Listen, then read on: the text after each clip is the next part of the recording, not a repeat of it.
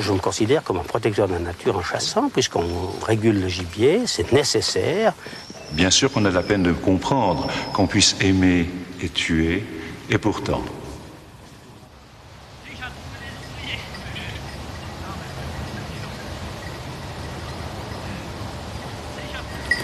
Scène de chasse en terre fribourgeoise. Nous sommes dans les forêts de la Broye, le soleil vient tout juste de se lever. L'équipe de Daniel Jacot est en pleine battue au chevreuil. Ah ouais, c'est bon. Allez, on va essayer. Voilà, allez, allez, hop. Allez, cherche. Aujourd'hui, les chasseurs ne tuent plus. Le vocabulaire a changé. Aujourd'hui, ils tirent, ils prélèvent, mais surtout, ils régulent. Tous n'ont plus que ce mot à la bouche. À une époque où ils sont sérieusement remis en question, sans doute trouvent-ils là une justification opportune.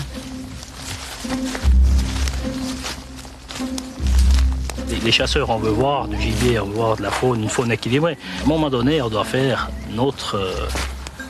l'équilibre naturel. On est là pour ça. On n'est pas là seulement pour tirer un chamois ou deux chevreuils. C'est pas ça, les chasseurs.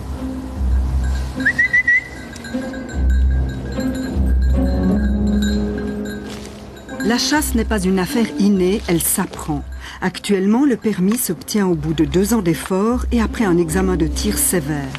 Les 720 chasseurs fribourgeois peuvent ensuite participer à des entraînements de tir organisés par leur société régionale.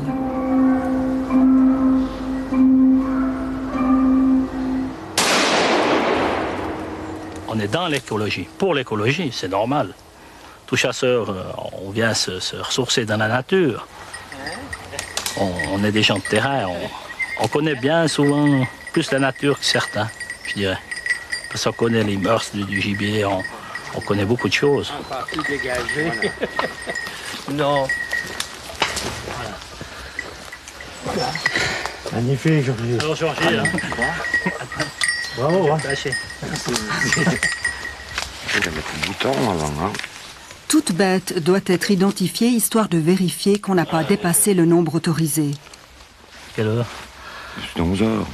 1000 chevreuils seront tués cette année à Fribourg, 40 000 dans toute la Suisse. Tirer à la grenaille. Selon le permis, les chasseurs peuvent tirer 1 ou 2 chevreuils. Merci. Bon, maintenant, on va rendre les hommages à ce bord. Les chasseurs aiment tant les rituels qu'en Suisse, ils n'ont pas hésité à importer des traditions, ici un rite germanique. Aux tireurs aussi, le sapin.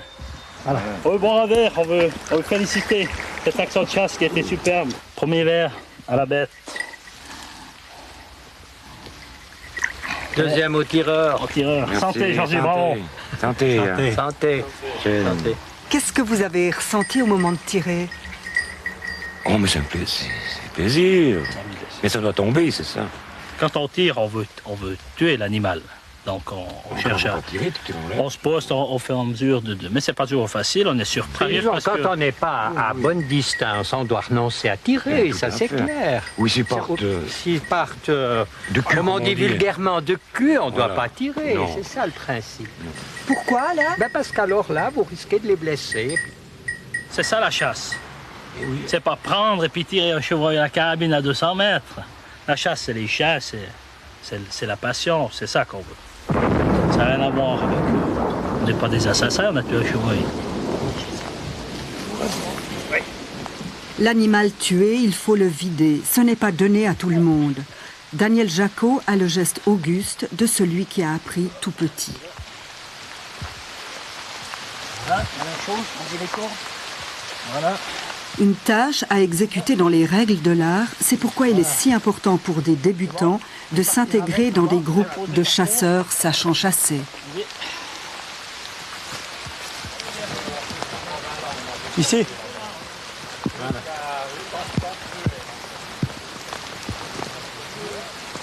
Attends, je vais trouver l'autre. Bonjour. Au seuil de la deuxième battue, rencontre surprise avec le garde-faune dans sa tournée de contrôle. Ça va? Ah ouais. On va présenter le carnet, s'il te plaît. Ok.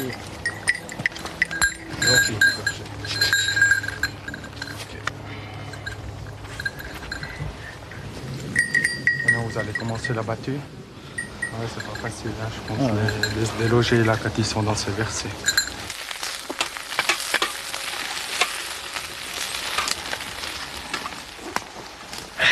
Le pique-nique, c'est un moment très important de la journée d'ailleurs. C'est convivial, c'est magnifique. C'est qu'on a quand même des affinités, on se retrouve pour finir une bande de copains. Et puis, ma foi, bon, c'est vraiment un bon moment. Tout à l'heure, on vous a vu avec le garde-faune. Ça se passe toujours aussi bien? On n'a jamais de problème, on est tellement droit. Mais non, on a un os reproché. Non, On est très bien avec tout.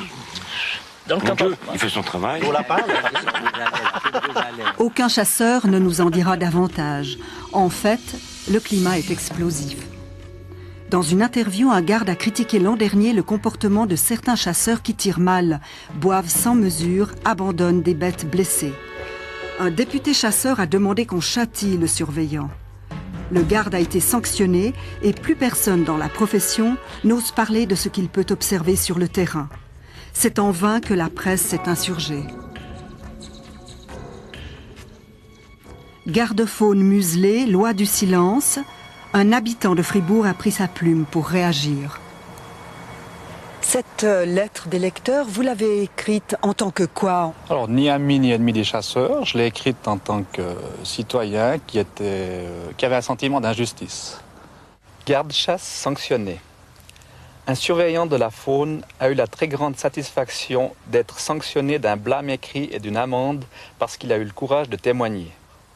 Ce prononcé disciplinaire m'a profondément indigné. Là, j'ai comme le sentiment qu'on n'aime pas trop quand un fonctionnaire dit ce qu'il voit.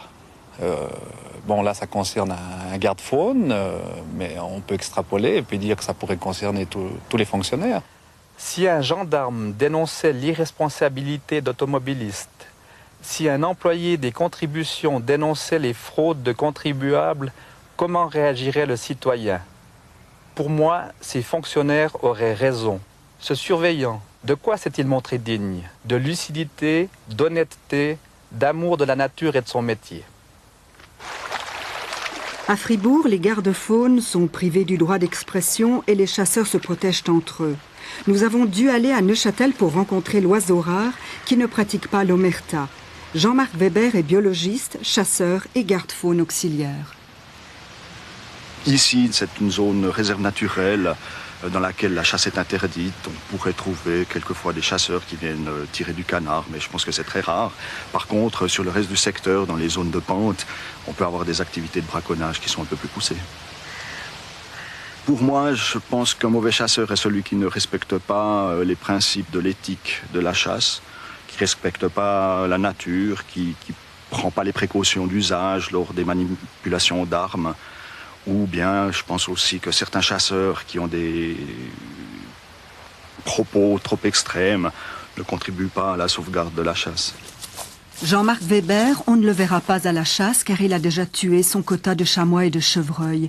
Mais pourquoi diable ce biologiste est-il devenu chasseur? Ça a commencé en fait lorsque j'étudiais le renard et que j'avais affaire aux chasseurs qui écoutaient gentiment mes théories, mais qui ne me croyaient pas trop puisque j'étais pas des leurs. Donc quand j'ai eu l'opportunité, j'ai décidé de me lancer dans la chasse, puis j'ai été pris au jeu. J'aime ça, oui. Voilà. Quelques jours plus tard, retour chez Daniel Jacot qui fait boucherie lui-même. Des gestes transmis depuis la nuit des temps. Lui-même a été initié par son père dès l'âge de 5 ans. Aujourd'hui, il perpétue la tradition. Chasseur, tout chasseur qui se respecte doit savoir défaire sa bête, pas seulement tirer. Et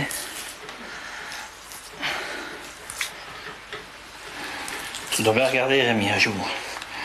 C'est toi qui feras ça. Quand on viendra vieux.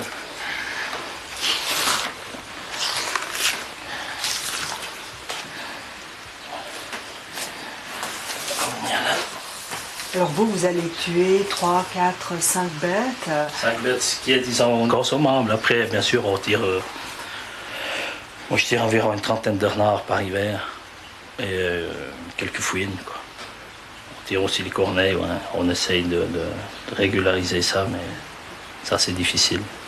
Puis là, vous avez tué un chevreuil mâle, un boc. C'est important de tuer un mâle? Ah, c'est important de tirer un mâle. Les chasseurs, on aime, parce qu'on est un peu vantard, on aime avoir tiré un beau boc. On dit toujours qu'il a un beau trophée, qu'il était lourd. On aime, on a une fierté de dire qu'on a tiré un beau boc. Et surtout qu'on a un souvenir, on garde le trophée.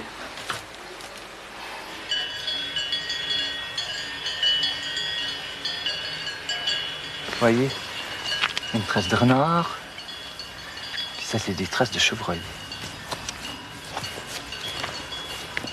C'est dans les préalpes de la Gruyère que nous avons rencontré un chasseur atypique. Il suit les traces, il observe, traque les animaux, les attend à l'affût, connaît leurs habitudes. Son approche de la faune s'apparente à celle de tous les chasseurs classiques. Le trophée, lui, est complètement différent. Qu'est-ce qui vit dans cette tanière? Alors il y a une famille de blaireaux, 2 jeunes, les adultes, puis surtout, presque tous les soirs, depuis mars, il y a un superbe renard, un immense mâle roux. Il est d'une beauté, alors il sort des trous, là, il s'étend comme ça, il bâille, puis après il tourne en rond, et puis il se couche, puis il s'endort.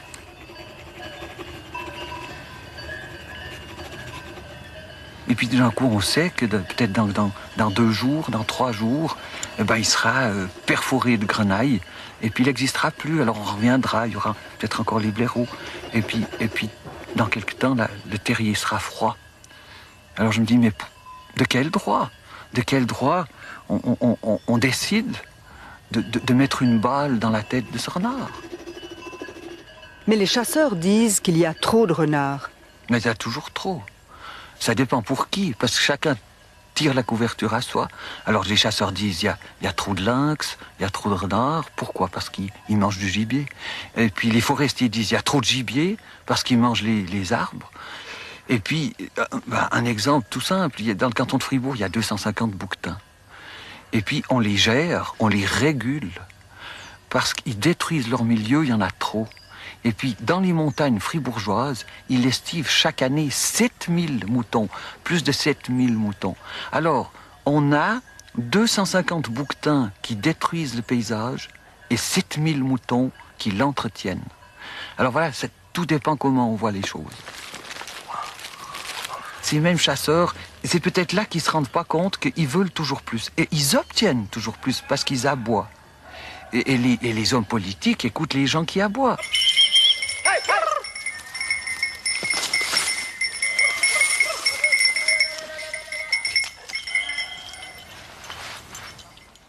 La chasse, c'est un instinct humain qui est dans les gènes de l'homme. À l'époque, c'était pour se nourrir. Maintenant, on estime qu'on a aussi le droit pas d'assouvir, mais de continuer à exercer cet instinct, mais dans un autre but, c'est de préserver la nature, préserver la faune et aider à la réguler. Nous avons suivi à la chasse le conseiller national Hubert Lauper, qui porte aussi la casquette de président de la Fédération des chasseurs fribourgeois.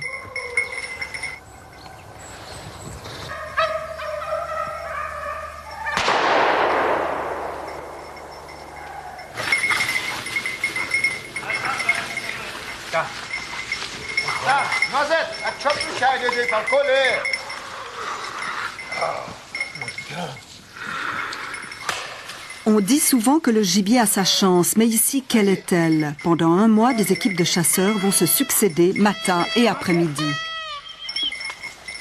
Il y a un moment petit moment d'émotion, de suspense au moment où on tire. Puis on est un peu excité, toujours. C'est normal, c'est l'instinct qui veut ça, quoi. Ah bah bravo, il a fait là. Oui, là, quand j'ai vu comme il a arrêté. Ouais, c'est moi. Ah oui, bien. On va venir mettre une brisée.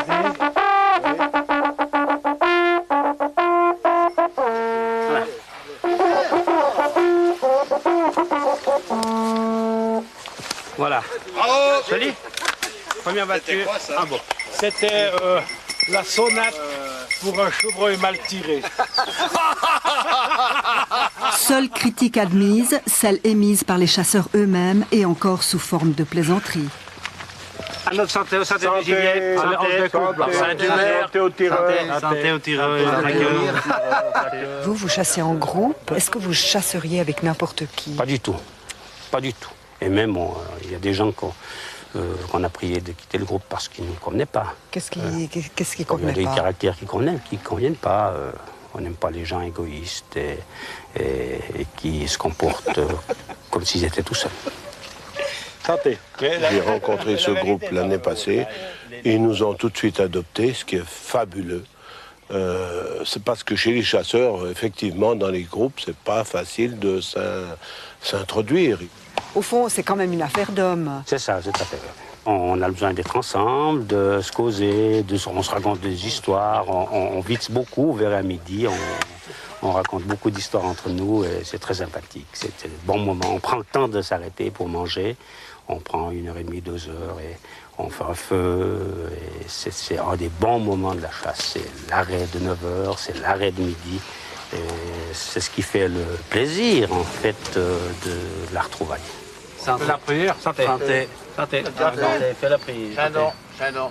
Santé. Santé. Santé, les amis. Non, mais c'était le rosé des sables à Marguerite. Oh, mais dis donc, il a tout borné, ça. Il est là. Alors, celui-là, il faut boire celui-là avant l'autre. Mais plus léger. C'est remarquable. Comment ça va? Vous n'allez pas faire vite, ça, c'est des femmes intéressantes, alors. Ça, c'est des femmes pour nous. Elles vont pas vite, mais elles font longtemps. Oh.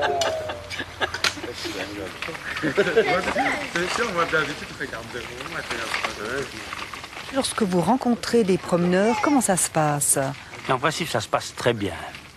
Mais il y a aussi des gens qui nous perçoivent mal. Et on se fait parfois engueuler, on se fait traiter d'enculé par certains coureurs à pied, ça arrive. Mais je dois dire que c'est l'exception. C'est la saison de la chasse. Est-ce que ça change quelque chose à vos habitudes de promenade? J'irai pas, disons, dans les fourrés ou etc., ou au cœur, disons, vraiment de la forêt, mais sur un chemin comme ça, non, ça me pose pas de problème en tout cas. Moi, je suis pas très tranquille, donc je préfère aller en dehors en fait de la forêt, quoi, sachant qu'il y a des chasseurs, même que j'ai confiance en eux, mais je suis pas très tranquille, non. Alors je n'irai pas volontiers en forêt comme là maintenant. Je veux rebrousser chemin. Je rappelle les consignes de sécurité. Les fusils sont soit déchargés, soit cassés s'ils sont chargés.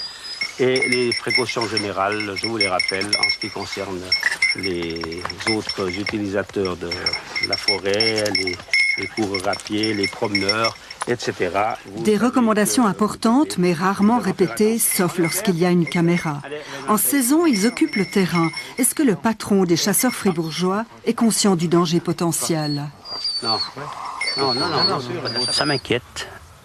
Pour ma part, je suis contre le tir à balles en plaine. On n'a pas eu d'accident de ce type pour l'instant, mais il manquait plus qu'on ait une fois une mort d'homme suite au tir à balles en plaine. Pour le reste, ce sont plutôt des incidents, me semble-t-il. Je n'ai pas connaissance des dossiers, comme je ne veux pas me mêler de ce qui ne me regarde pas, je ne veux pas en parler. C'est donc le président de la fédération qui parle. Si lui n'est pas concerné, qui le sera? L'an dernier, la Suisse a connu 5 incidents de chasse, dont 3 à Fribourg. Une Saint-Ginoise a été touchée par un plomb alors qu'elle se trouvait dans son jardin avec ses enfants. Elle a porté plainte contre le chasseur qui était éméché. Ce chasseur, député au Grand Conseil, ne s'est excusé que 8 mois plus tard. La jeune femme a retiré sa plainte, mais le juge devra trancher car la mise en danger d'autrui est poursuivie d'office. Une autre affaire n'est pas sortie dans la presse, pas étonnant vu la loi du silence qui pèse sur le canton. À Gain, au nord de Fribourg, les chasseurs avaient obtenu le droit de chasser dans une réserve de Pro Natura, un parc très fréquenté. L'équipe d'entretien a eu la surprise de sa vie. Nous étions en train de débroussailler là-bas Et j'ai envoyé mon ouvrier chercher du matériel au fourgon. Il est venu le long de ce sentier et il s'est trouvé dernier avec un renard à 4-5 mètres. Et juste après, un coup de feu. C'était un chasseur qui avait essayé de tirer le renard. J'ai tout de suite trouvé le chasseur et puis j'ai essayé de m'expliquer avec lui. Il se sentait pas concerné. C'était pas... Ouais, bon, ben, c'était comme ça, quoi. Lui, il était là pour chasser le renard. Et puis s'il y avait quelqu'un qui passait par là, ben, c'était pas vraiment de sa faute. C'était à la personne de faire attention à lui. Est-ce qu'il y avait d'autres chasseurs dans le coin? Il y en avait un sur la tour d'observation. Il y en avait un autre qui piétinait les roseaux. Et un troisième à l'entrée de la forêt. Mais au fond, ils se comportaient comment? Ils se comportaient un peu en terrain conquis. Donc ils étaient chez eux, puis ils avaient le droit d'être là. Par miracle, il n'y a pas eu de blessés, mais les ouvriers ont eu chaud.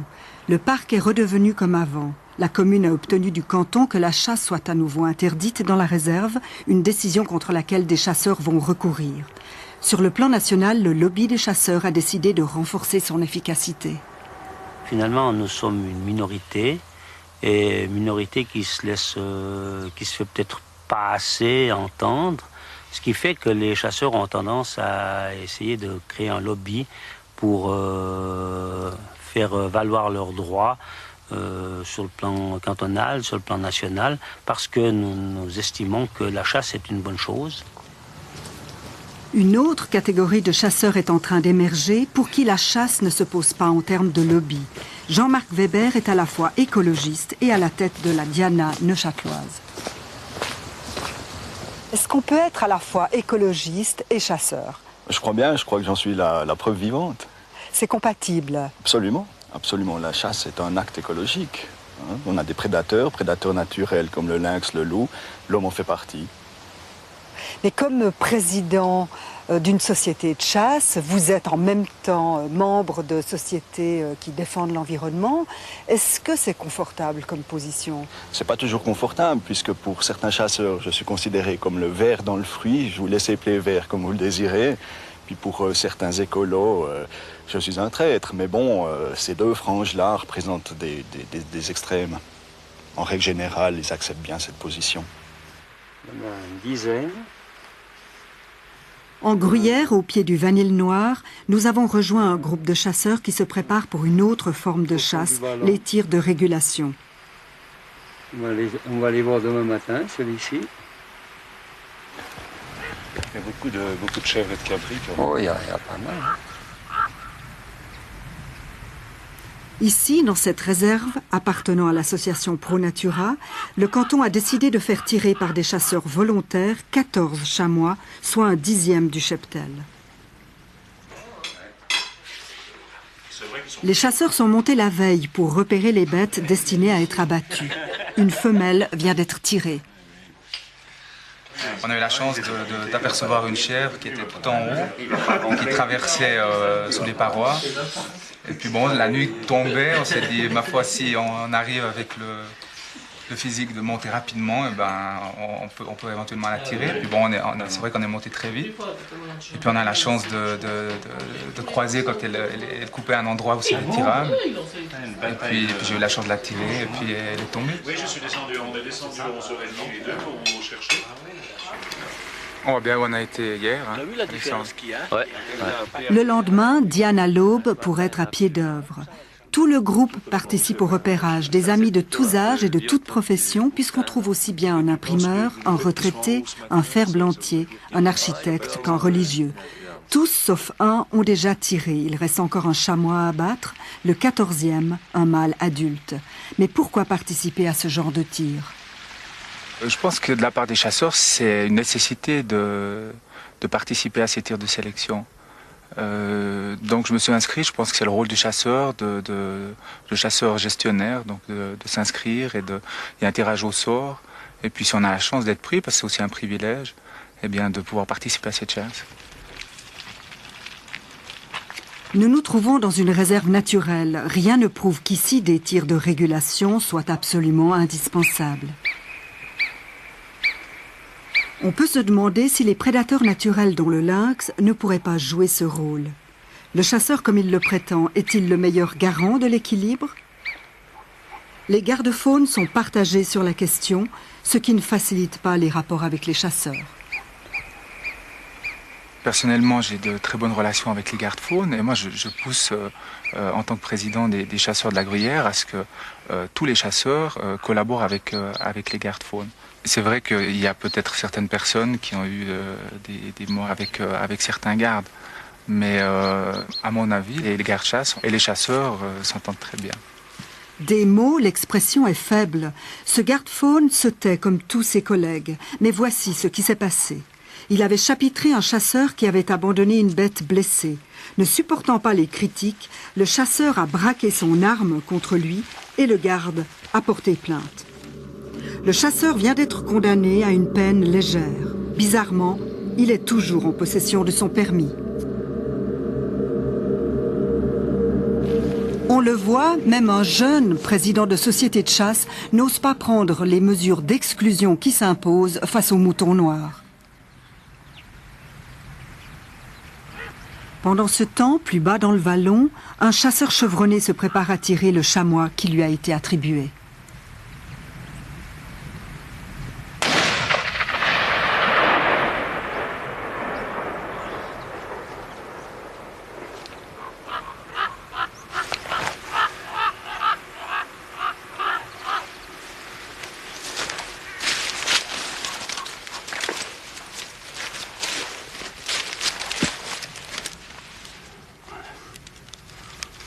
Alors ça, c'est la dernière bête qui va être tirée dans le coin. Oui, c'est la dernière bête du tir des réserves cette année. Absolument. Et vous, pourquoi est-ce que vous faites du tir de régulation? Parce que c'est notre travail du chasseur. On est chasseur gestionnaire, c'est notre boulot. Et puis, c'est pas aux gardes-chasse à tirer, parce qu'ils sont plutôt bergers maintenant. Ils aiment bien leurs bêtes. Et je vois mal le garde-chasse aller tirer 10 chamois dans ses réserves, les descendre. Et c'est le travail du chasseur. Mais pour vous, c'est la même chose de tirer ici dans une réserve, sur demande, ou bien en district libre? Non, je dirais que c'est différent quand même. Oh, c'est différent parce que le coin qu'on chasse d'habitude, on le connaît. Là, c'est quand même, il faut avouer, plus facile. Les bêtes sont un petit peu habituées au monde. C'est pas le même plaisir, non. Parmi ces chasseurs se trouve le patron des Dominicains suisses qui, lui, a tiré une femelle. Est-ce que de tuer un chamois ne pose pas de problème à l'ecclésiastique? C'est toujours un petit peu dur d'ôter la vie. Quand on le fait, c'est avec un pincement de cœur. Et je pense qu'un chasseur qui n'aurait pas ce pincement au cœur ne serait pas un vrai chasseur, ne serait pas du tout un bon chasseur. Bien sûr qu'on a la peine de comprendre qu'on puisse aimer et tuer, et pourtant. Dans l'Écriture, Dieu demande à Adam de nommer les animaux qu'il fait passer devant lui. Et dans l'anthropologie juive, cela indique qu'Adam a un droit sur ces animaux. Autrement dit, c'est un travail de gestion qui est confié à l'homme, à mon avis, déjà par l'Écriture.